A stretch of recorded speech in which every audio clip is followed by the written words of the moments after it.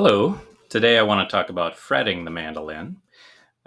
When first thing is kind of the position of your hand to fret with. There are some folks that will kind of bury the neck of the mandolin in the web between their thumb and their index finger, but most people don't, and that can really limit your mobility. So, what most people do is kind of set the mandolin neck on the first part of the index finger right here, and it kind of rests right there, and then the thumb just comes down on top so that there's a little space there between behind the neck between your index finger and your thumb, and you want that to be nice and relaxed. And a problem a lot of people develop is pushing really hard with their thumb when they're trying to fret. But you really need almost no pressure at all from the thumb. What you're really pushing against is that first part of your index finger. So, for instance, if I totally lift my thumb up, I'm not using it at all. I can fret this note with no problem just by pushing against my own index finger, or the base of my index finger. So basically, the thumb just kind of sits on top or behind. It just kind of follows the hand around wherever you go, and you use minimal, if any, pressure from your thumb to fret the notes.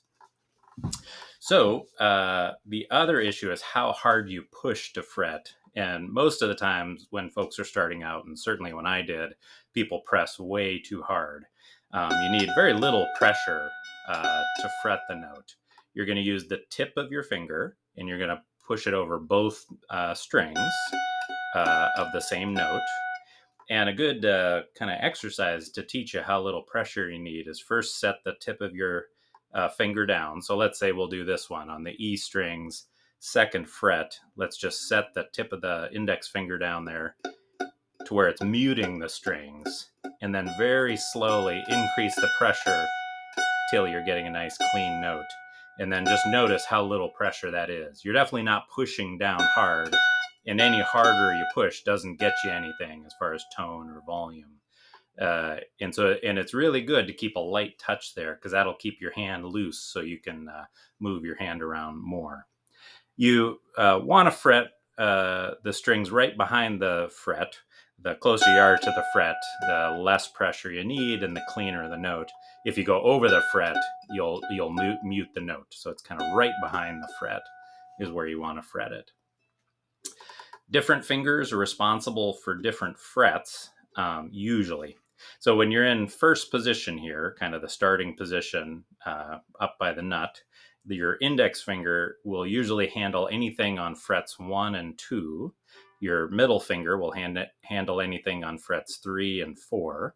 Your ring finger will handle anything on frets 5 and 6. And your little finger will handle anything on frets 7 and 8. There are mandolin players that never use their pinky finger, that only use the 3 fingers and just do a lot more shifting. I'd encourage you to start using your little finger right away, because it can come in really useful on certain sections where you're just trying to quickly catch a note that's way up high and then go right back down. So that's all I wanted to say about that. Let me know if you have any questions. Thanks.